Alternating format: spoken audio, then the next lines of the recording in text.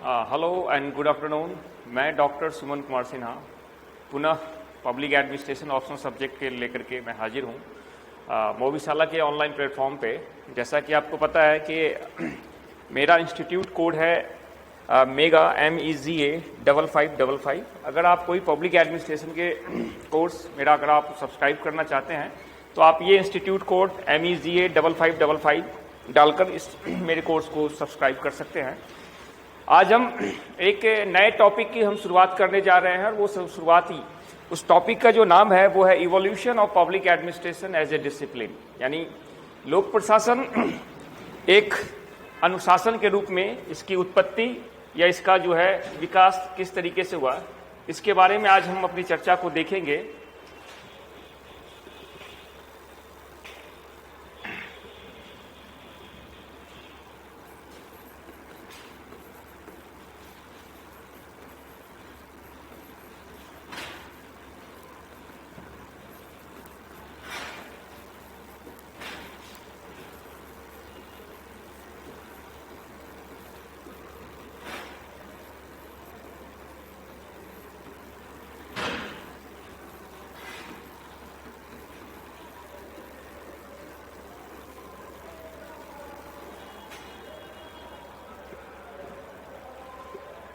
इसे हम ये कह सकते हैं evolution of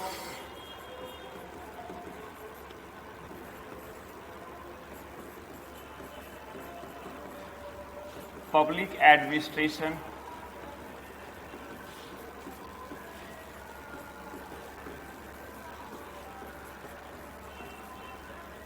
as a discipline.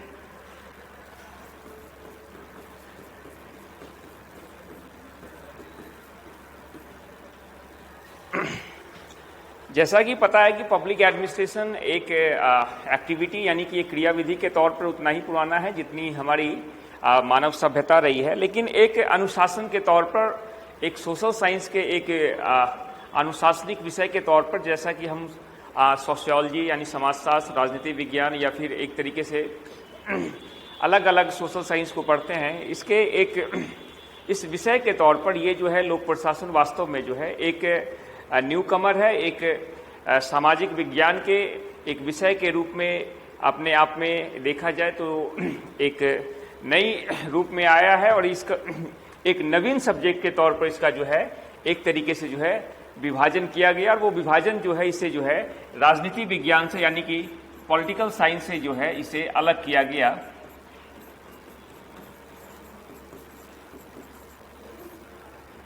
जैसा कि पता है कि पब्लिक एडमिनिस्ट्रेशन की एक मदर डिसिप्लिन के तौर पर हम राजनीति विज्ञान को एक मानते हैं और हमारी जननी भी जो है एक पॉलिटिकल साइंस ही है। बट आपको पता होगा कि जिस तरीके से एक अमेरिका की जो एक स्थिति थी जहां पे एक स्पॉइल सिस्टम चला आ रहा था, तो स्पॉइल सिस्टम में होता यह था कि जो भी सरकारें जीतती थी वो अपने लोगों का एक तरीके से लोक सेवा के सेवक के तौर पर एक पब्लिक सर्विस पर के पोस्ट पर भी वो लोग जो है अपने लोगों को एक तरीके से नियुक्त किया करते थे। ऐसी एक घटना घटी वास्तव में जिसमें देखा जाए कि लोक प्रशासन को ये एक विषय के तौर पर क्यों एक स्थापित करने की बात हुई। तो अमेरिका में एक अमेरिका के भूतपूर्व राष्ट्रपति जिनका नाम था गारफील्ड, उनकी हत्या जो है एक तरीके से जो है हो जाती है और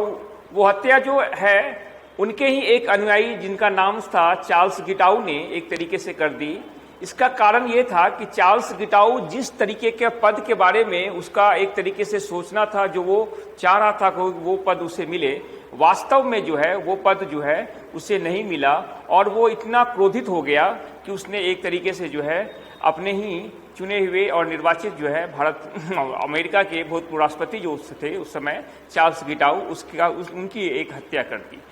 यही वो एक पृष्ठभूमि थी जिसमें लोक प्रशासन को एक अनुशासन के तौर पर, एक अलग विषय के तौर पर इसे स्थापित करने की मांग उठी। आपको जैसा पता है कि 1883 में एक पेंडल्टन एक्ट जो है, पेंडल्टन एक्ट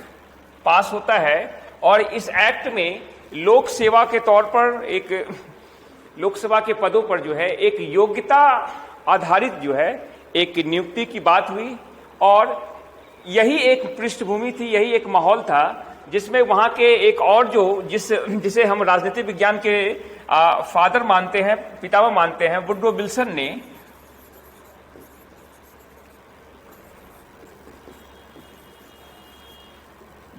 ने एक जो है 1887 में एक आलेख लिखा जिसका उन्होंने एक तरीके से शीर्षक दिया द स्टडी ऑफ एडमिनिस्ट्रेशन। और उन्होंने इस आलेख में जो है वो 1887 में पॉलिटिकल साइंस क्वार्टरली में एक तरीके से प्रकाशित होती है। वहां पे इस आलेख के थ्रू उन्होंने इस आलेख में इसकी चर्चा की कि वास्तव में लोक प्रशासन जो है एक ऐसा अध्ययन का क्षेत्र है जहां पे हमें एक विशेषज्ञता की जरूरत होती है और जहां पर हमें एक व्यावसायिक दृष्टिकोण से कार्य करने की एक जरूरत होती है। और उन्होंने इसकी एक पुरजोर मांग की कि लोक प्रशासन को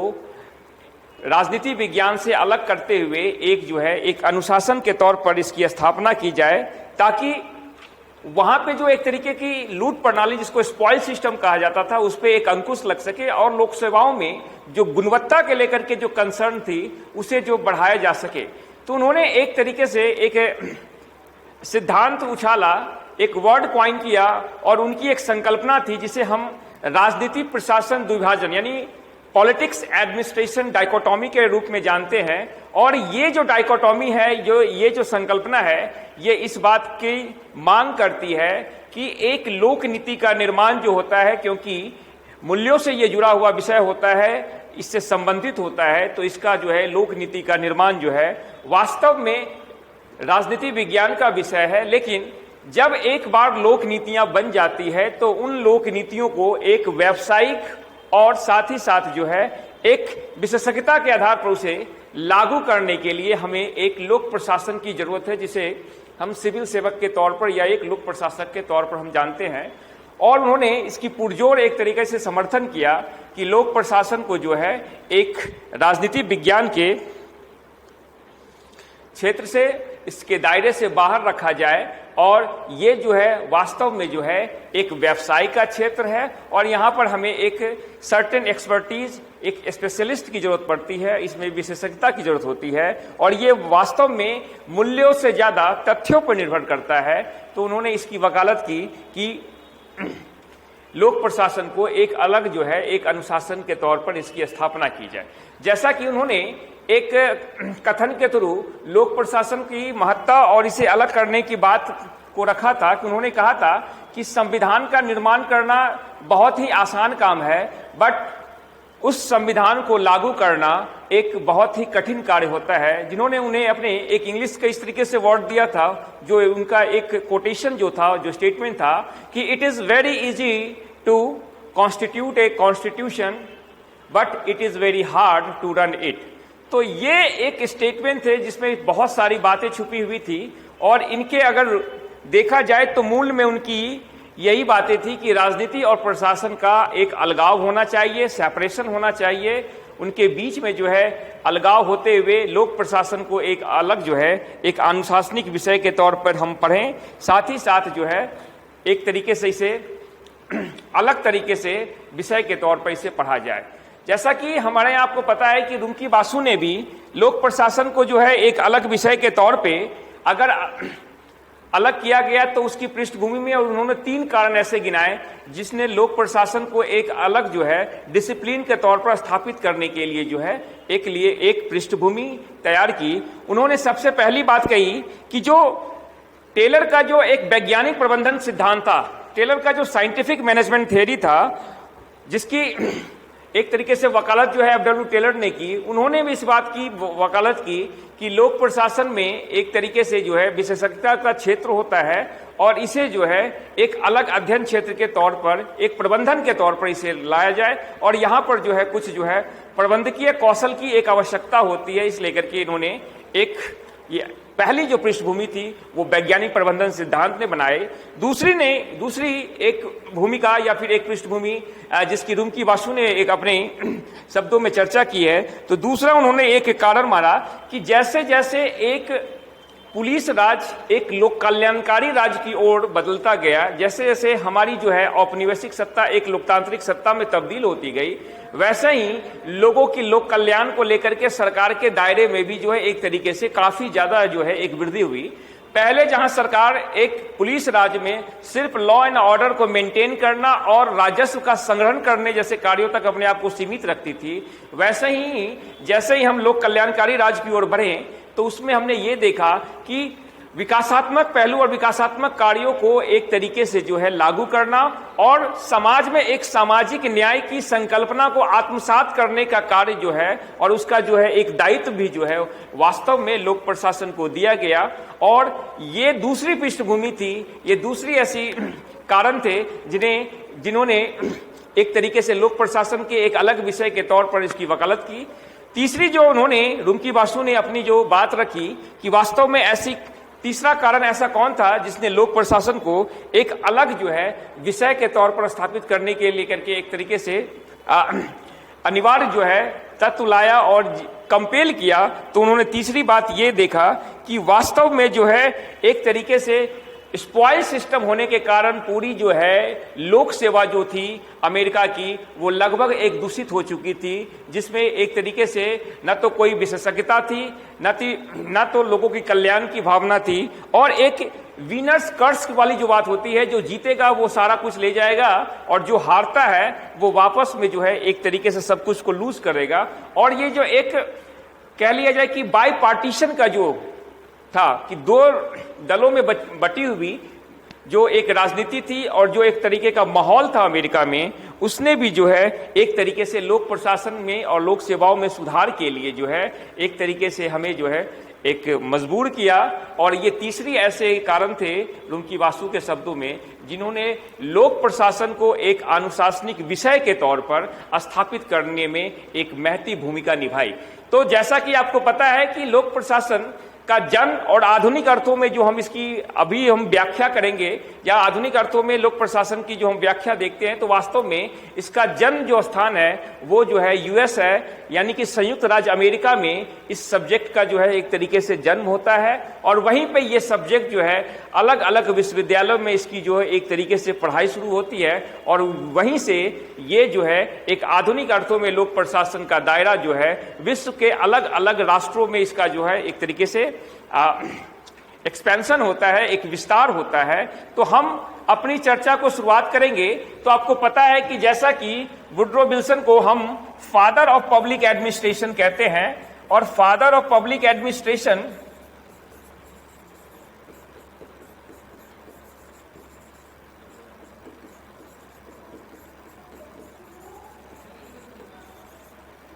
इसलिए कहते हैं क्योंकि इन्होंने एक आर्टिकल लिखी थी, उस आर्टिकल का इन्होंने जो नोमेनक्लेचर किया था the study of administration, the study of administration.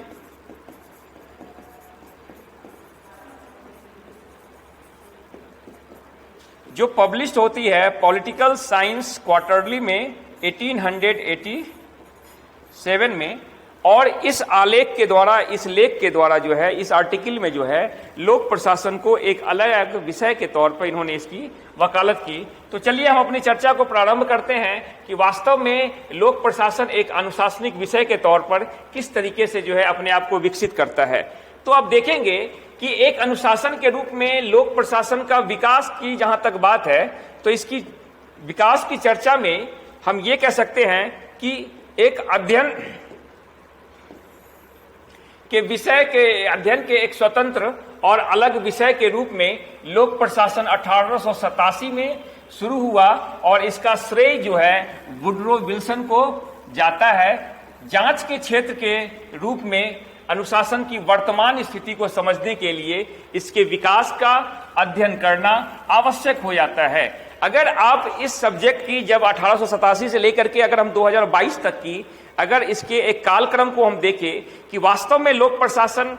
किस तरीके से अपने रूपों को बदलते रहा है, किन किन चरणों में, जब हम देखेंगे इनका काल जो विभाजन करेंगे तो हम देखेंगे कि लोक प्रशासन किन किन चरणों में या किस किस पैराडाइम में लोक प्रशासन वास्तव में कहां पे एक तरीके से था, इसका लोकस एरिया क्या था और इसका फोकस एरिया क्या था। इन अर्थों में हम देखा जाए तो वास्तव में लोक प्रशासन को एक जन्म से लेते हुए इस सब्जेक्ट के अलग अलग अगर आयामों को समझना होगा तो हमें इस सब्जेक्ट के एक चरण दर चरण जो इसका विकास होता है इसके बारे में है हमें एक व्यवस्थित और क्रमबद्ध अध्ययन करना पड़ेगा। साथ ही साथ कई विद्वानों और शिक्षाविदों ने इस पहलू पर अलग अलग जो है अपना दृष्टिकोण या विचार किया है। उनमें से कुछ ने परंपराओं के दृष्टिकोण से इसकी चर्चा की है, जबकि एब्सोल्यूटिस्ट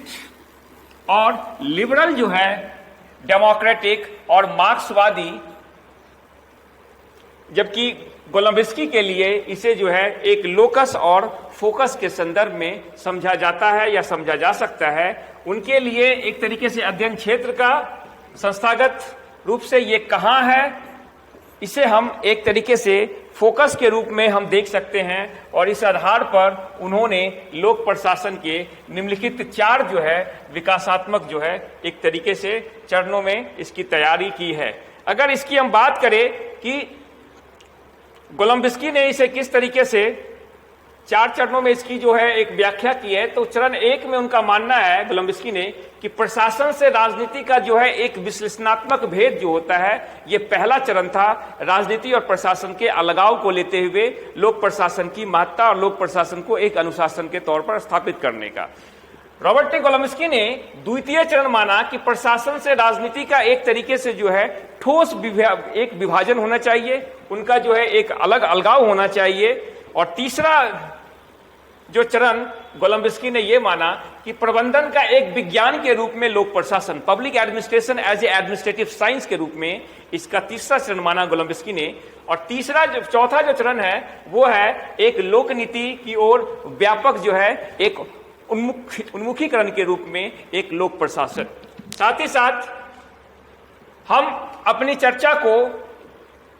हेनरी फेयोल के दिए गए पैराडाइम के डिवीजन जो उन्होंने एक 6 स्टेज प्रोवाइड किए हैं कि वास्तव में लोक प्रशासन जो है जो 6 पैराडाइम निकोलस हेनरी के द्वारा दिया गया, उनकी एक बुक थी निकोलस हेनरी की book public administration and public affairs में उन्होंने इस 6 चरणों की 6 पैराडाइम में एक तरीके से पूरे सब्जेक्ट के एक यात्रा को उन्होंने एक तरीके से स्पष्ट किया है। तो हमारा जो चर्चा के मूल बिंदु में या केंद्र बिंदु में हम रखेंगे इसी निकोलस हेनरी के वह 6 एक पैराडाइम, 6 दृष्टिकोण और 6 स्टेजेस जहां पे हम लोक प्रशासन के एक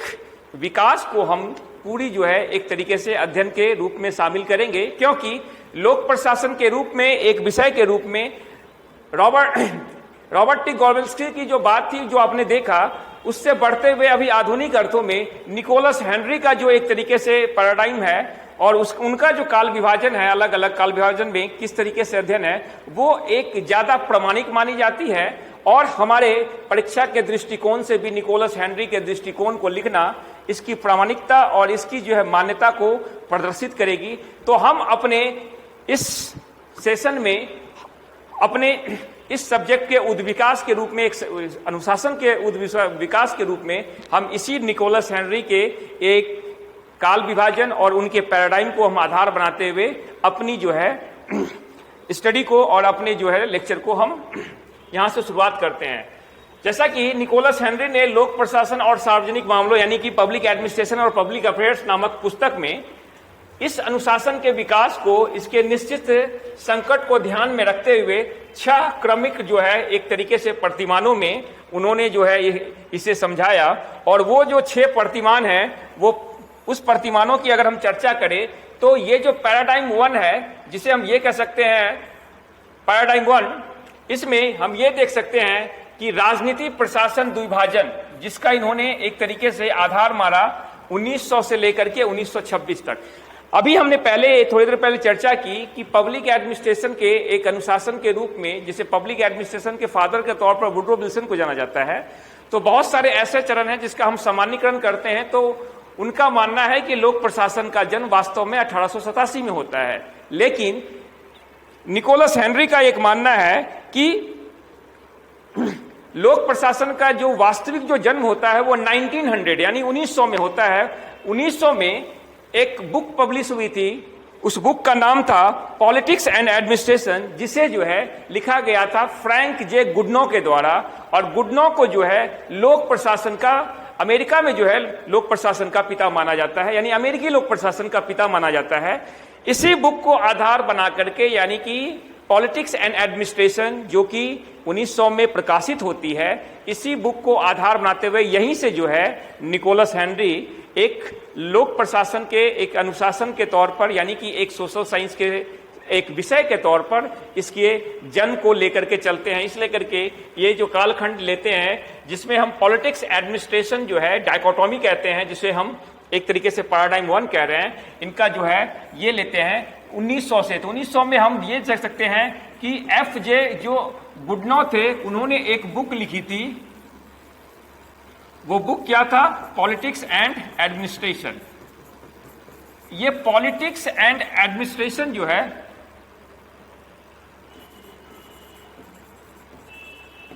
इसी बुक को आधार बना करके जो है निकोलस हेनरी इसका इस सब्जेक्ट की जो है एक तरीके से उत्पत्ति मानते हैं, जिसका प्रकाशन होता है इस बुक का 1900 में।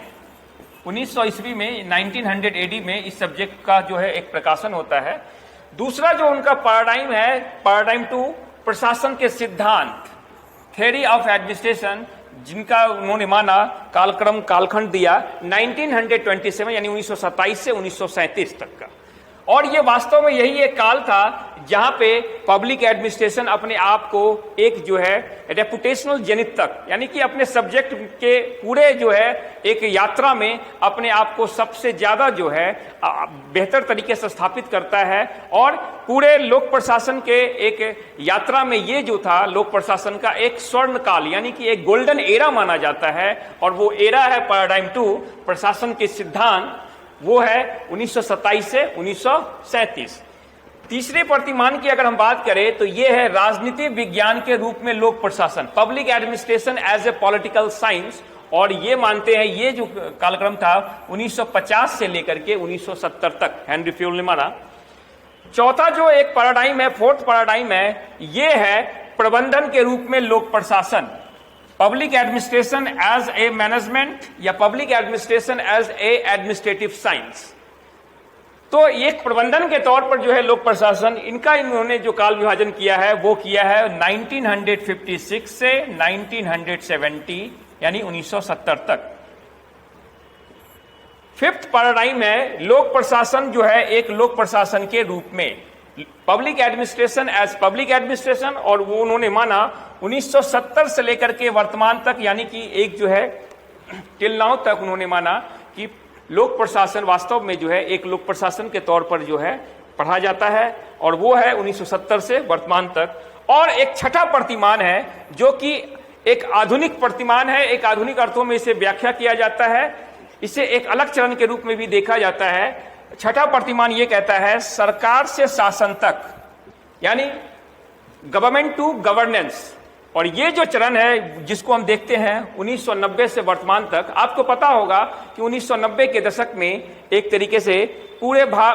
विश्व में जो है एक वैश्वीकरण, निजीकरण और उदारीकरण की संकल्पना लेकर के आती है। और हमने देखा कि वास्तव में सरकार से शासन की ओर हम जब बढ़े तो हमने ये देखा कि शासन वास्तव में जो है एक तरीके से प्रक्रिया होती है और इसमें समाज के सारे लोगों का, यानी कि एक स्टेक होल्डर होना चाहिए। और जैसा कि हम देख सकते हैं कि शासन में हम मेनली 3 जो स्टेक होल्डर्स मानते हैं, पहला राज्य, दूसरा बाजार और तीसरा नागरिक समाज को, उसकी हम अध्ययन करते हैं। वो है 1990 से वर्तमान तक।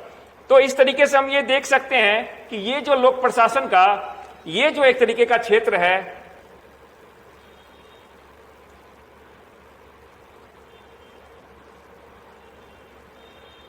इसे लेते हुए हम जो है देखेंगे तो आप पूरा देखेंगे कि public administration as a developing discipline के तौर पर, तो इवोल्यूशन ऑफ पब्लिक एडमिनिस्ट्रेशन में ये सारे पैराडाइम्स को हम देखेंगे,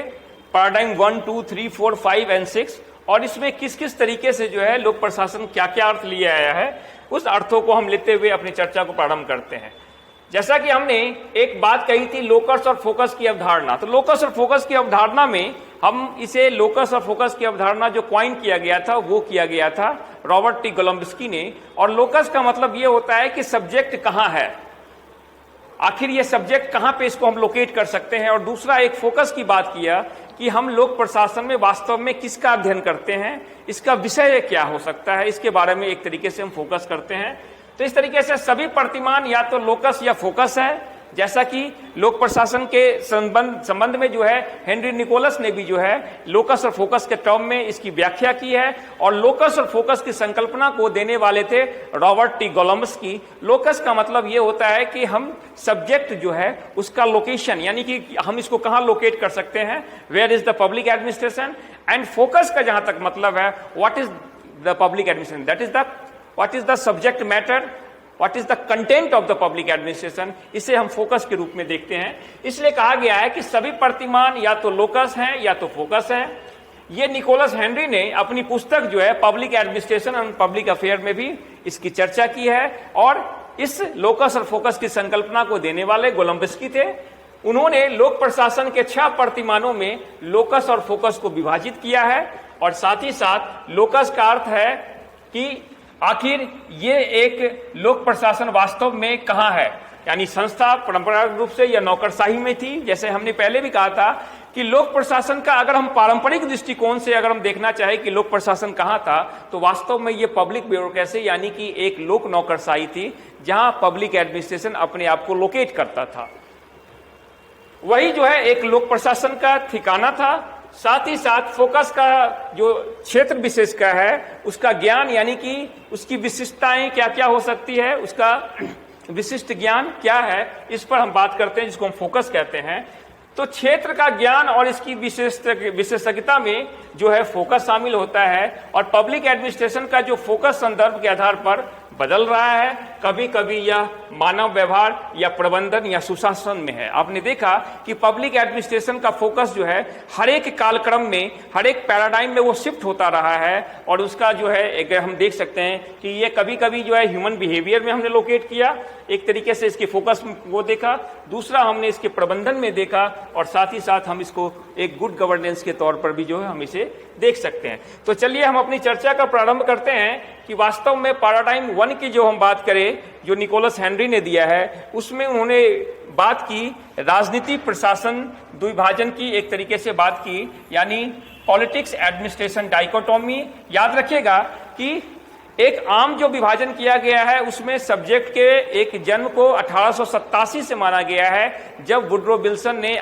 जो वो एक आर्टिकल लिखा था जो जिसका उन्होंने नोमेनक्लेचर किया था, द स्टडी ऑफ एडमिनिस्ट्रेशन, जो 1887 में पॉलिटिकल साइंस क्वार्टरली में पब्लिश होती है। लेकिन जहां तक निकोलस हेनरी का सवाल है, इन्होंने लोक प्रशासन को के जन्म को माना, इसका प्रारंभ जो है 1900 ईस्वी से माना, जब फ्रैंक जे गुडनॉ की बुक जो है पॉलिटिक्स एंड एडमिनिस्ट्रेशन पब्लिश होती है। इस लेकर के 1900 से 1926 के बीच में अगर हम देखें कि वास्तव में इस प्रतिमान के अंतर्गत लोक प्रशासन क्या था, तो हम ये देख सकते हैं कि पारंपरिक या शास्त्रीय, एक क्लासिकल जो पब्लिक एडमिनिस्ट्रेशन था, जिसकी वकालत जो है वुड्रो विल्सन करते हैं और फ्रैंक गुडनॉ करते हैं, जिसे हम पॉलिटिक्स एडमिनिस्ट्रेशन डाइकोटोमी कहते हैं, ने लोक प्रशासन को एक एकेडमिक डिसिप्लिन और एक तरीके से पेशेवर,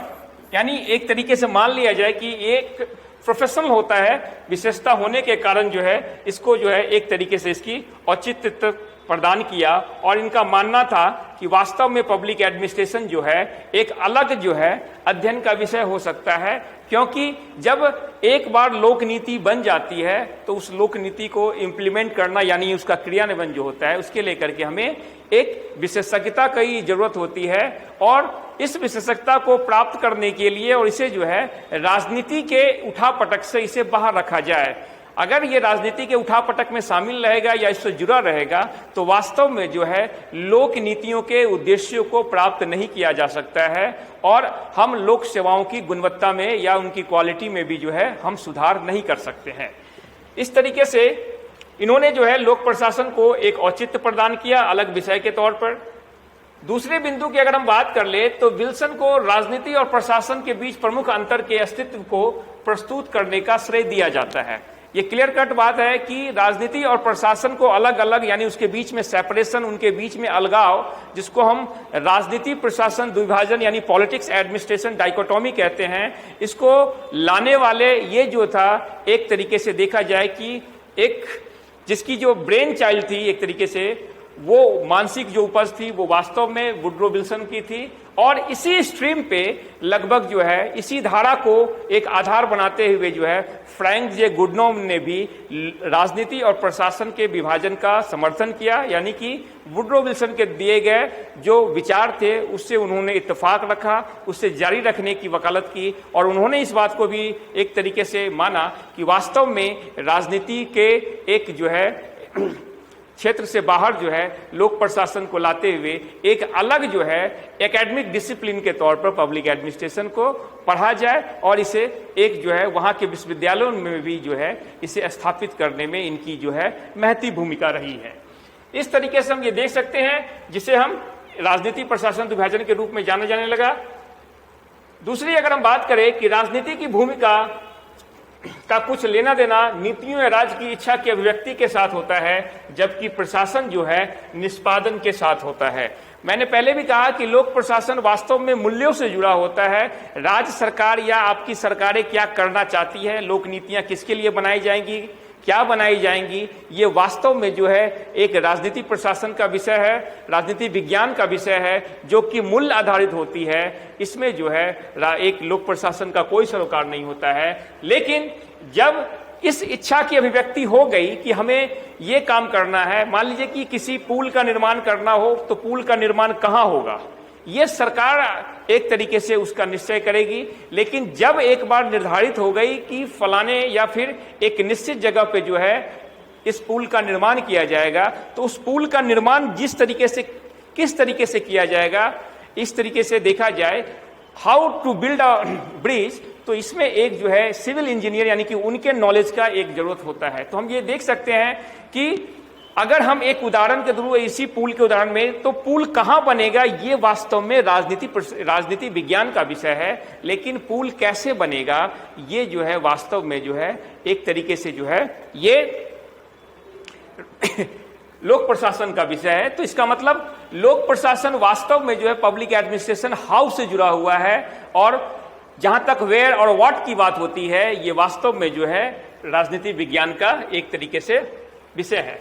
एल.डी. व्हाइट ने इसी में चरण में उन्होंने 1925 में जो है एक the introduction to the study of public administration नाम की जो है एक पुस्तक का प्रकाशन किया। और इस पुस्तक को जो है जिसकी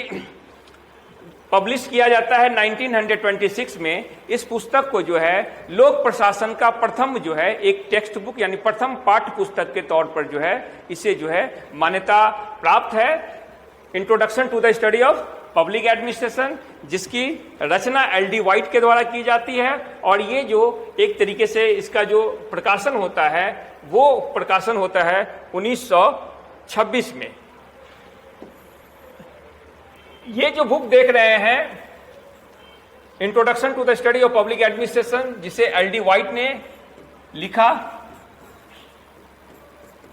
और ये बुक पब्लिश होती है 1926 में। और ये जो है लोक प्रशासन पर जो है प्रथम पाठ्य पुस्तक के तौर पर इसे मान्यता प्राप्त है। प्रथम पाठ्य पुस्तक, first text book of public administration, प्रथम पाठ्य पुस्तक जो है ये लोक प्रशासन का प्रथम जो है पाठ्य पुस्तक के तौर पर इसे जो है एक मान्यता प्रदान की जाती है। और इसमें भी इन्होंने जो है इस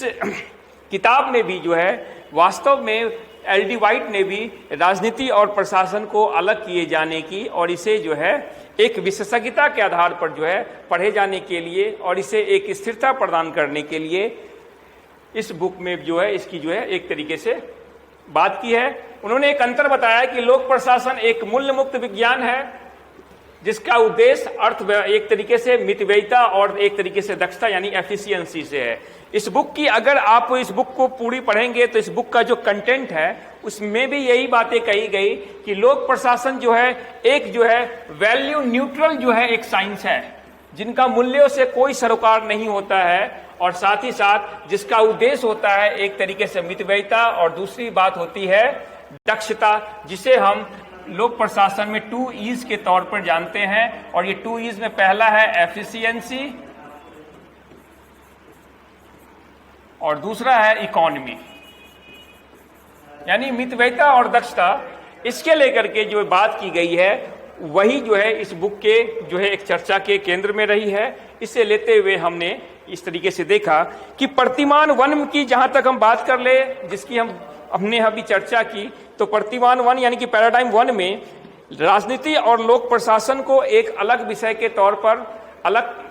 स्थापित करने के लिए लोक प्रशासन और राजनीति के बीच में विभाजन का सिद्धांत को लाया गया, जिसे लेकर के आते हैं वुड्रो विल्सन, और इस वुड्रो विल्सन के उछाले गए राजनीति प्रशासन विभाजन की संकल्पना को आगे बढ़ाते हैं फ्रैंक जे गुडनो, जिन्हें हम अमेरिकी लोक प्रशासन का पिता कहते हैं। उन्होंने भी 1900 में एक बुक लिखी थी, पॉलिटिक्स एंड एडमिनिस्ट्रेशन, एक तरीके से, और उस बुक में भी जो है एक तरीके से उन्होंने लोक प्रशासन को जो है एक अलग जो है राजनीतिक विज्ञान से अलग करते हुए, यानी वुड्रो विल्सन की धारा को एक आत्मसात करते हुए इसकी वकालत करते हैं। तीसरी अगर हम एक बात करें तो एल डी वाइट की बुक आती है introduction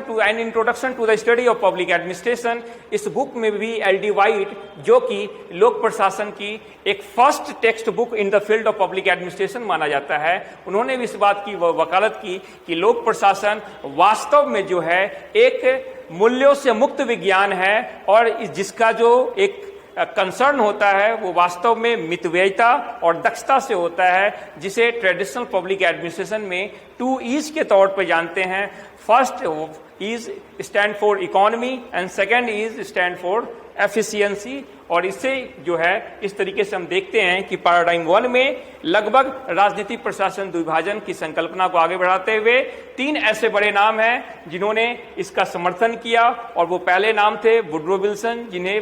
father of public administration बोला जाता है, दूसरा फ्रैंक जे गुडनो, जिसे father of American public administration कहा जाता है, और तीसरा जो एक बड़े एक थिंकर हुए जिन्होंने इसकी वकालत की राजनीतिक प्रशासन को अलग करने की, तो वो थे एल डी वाइट, जिनकी बुक थी an introduction to the study of public administration, जो फर्स्ट टेक्स्ट बुक मानी जाती है in the field of public administration. उन्होंने भी जो है लोक प्रशासन को राजनीतिक विज्ञान से अलग करते हुए इसे जो है एक वैल्यू फ्री जो है डिसिप्लिन के तौर पर डेवलप करने की वकालत की, और लोक प्रशासन का जो मुख्य सरोकार बताया वो मितव्ययिता और दक्षता को बताया। आइए हम दूसरे प्रतिमान की अगर हम बात करें तो पैराडाइम 2 में जो है एक प्रशासन के सिद्धांत की बात होती है। जब भी कोई राजनीति विज्ञान हो, चाहे कोई समाजशास्त्र हो, कोई भी सामाजिक विज्ञान तब तक जो विज्ञान नहीं कहलाता है जब तक उसके अपने कुछ थ्योरीज या उसके कुछ बेसिक कॉन्सेप्ट खुद डेवलप नहीं हो। तो इस चरण की यानी इस पैराडाइम 2 की जो मेन खासियत ये थी कि वास्तव में लोक प्रशासन अगर एक सामाजिक विज्ञान है तो इस सामाजिक विज्ञान के आखिर सिद्धांत क्या क्या हो सकते हैं, और लोक प्रशासन ने अपने एक सामाजिक विज्ञान के तौर पर स्थापित करने के लिए इस काल में और इस पैराडाइम में जो है लगभग जो है अपने सिद्धांतों के निर्माण पे मुख्य सरोकार होता है, मुख्य केंद्र बिंदु होता है लोक प्रशासन के लिए सिद्धांतों का निर्माण करना। और मैंने आपको पहले भी कहा था कि ये जो एक पैराडाइम है जो 10 साल का आप देख सकते हैं 1927 से 1937 का एरा, ये लोक प्रशासन के लिए एक स्वर्ण युग माना जाता है। That is the golden era for the public administration, क्योंकि इसी में लोक प्रशासन ने अपने सिद्धांतों का निर्माण किया और उन सिद्धांतों की सार्वभौमिक जो है एक उपयोगिता और इसकी जो है एक तरीके से एप्लीकेबिलिटी और इम्प्लीमेंटेशन के लिए जो है इसके जम करके इसकी वकालत की। अगर इसकी हम बात कर ले तो सबसे पहली बात है कि इस चरण की शुरुआत होती है W.F. बिलोबी ने अपनी एक बुक लिखी थी, वो बुक थी the theory of public administration. इसी से 1927 में ये बुक प्रकाशित होता है, यानी बिलोबी की बुक है लोक प्रशासन के सिद्धांत, जो 1927 में प्रकाशित होती है। यहीं से इसकी शुरुआत मानी जाती है, और बिलोबी ने भी अपने इस बुक में लोक प्रशासन के अलग अलग सिद्धांतों को गढ़ा है और उसे जो है एक सार्वभौमिक जो है उपादेयता और सार्वभौमिक जो है उसकी जो है उपयोगिता पर एक तरीके से बल प्रदान किया है। प्रशासन में सिद्धांतों की विचार की वकालत की गई, क्योंकि अगर लोक प्रशासन वास्तव में एक सामाजिक विज्ञान है तो इसके पास में जो है अपने कुछ सिद्धांत होने चाहिए, और सिद्धांतों के निर्माण के लेकर के पूरा जो है एक आंदोलन चलाया गया, और इस लेकर के जो है इसमें मेन जो एक तरीके से फोकस था वो था लोक प्रशासन के सिद्धांतों का निर्माण करना। अगर हम एक तरीके से देखें तो इस प्रतिमान, अगर हम पैराडाइम 2 की हम बात करें तो यहां पर जो है लोक प्रशासन का जो लोकस था, यानी कि ये कहाँ है, वो वास्तव में एक तरीके से खो गया था, कहीं गुम हो गया। लेकिन इन सिद्धांतों को लोक प्रशासन में कहीं भी लागू किया जा सकता है, यानी वास्तव में लोक प्रशासन अपने आप को जो है एक यूनिवर्सल साइंस के तौर पर डेवलप किया, और इन्होंने कभी भी न तो लोक प्रशासन इस फेज में लोक प्रशासन और निजी प्रशासन में किसी भी तरीके से जो है एक तरीके से डिफ्रेंशिएट किया। और जैसा कि आपने देखा होगा, हेनरी फ्योल ने भी जो है एक प्रशासन को एक यूनिवर्सल फिनोमेना, यानी कि एक जो है सार्वभौमिक परिघटना के तौर पर माना था, और वो लोक प्रशासन और निजी प्रशासन में किसी भी तरह के अंतर को जो है एक सुपरफिशियल मानते थे। तो वैसे ही देखा जाए तो इस तरीके से यहाँ पर जो है लोक प्रशासन एक सार्वभौमिक जो है एक विषय के तौर पे आता है, और इनके बीच में जो है ये कहीं भी इन सिद्धांतों को लागू किया जा सकता है, और इन सिद्धांतों को लागू करने से हम जो है लोक प्रशासन की जो है मितव्ययिता और दक्षता को प्राप्त कर सकते हैं। वैसे ही आपको पता है कि 1937 में एक बुक जो है एक एक्चुअली जो है पब्लिश होती है, उस बुक का नाम है the papers on the science of administration, जिसे एडिट करते हैं दो बड़े थिंकर रहे हैं जिनका नाम है लूथर गुलिक और लिंडल उडविक ने एक जो है बुक जो है एडिट किया था। वो बुक, उस बुक का नाम था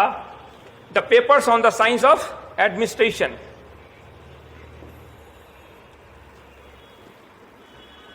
papers on the science of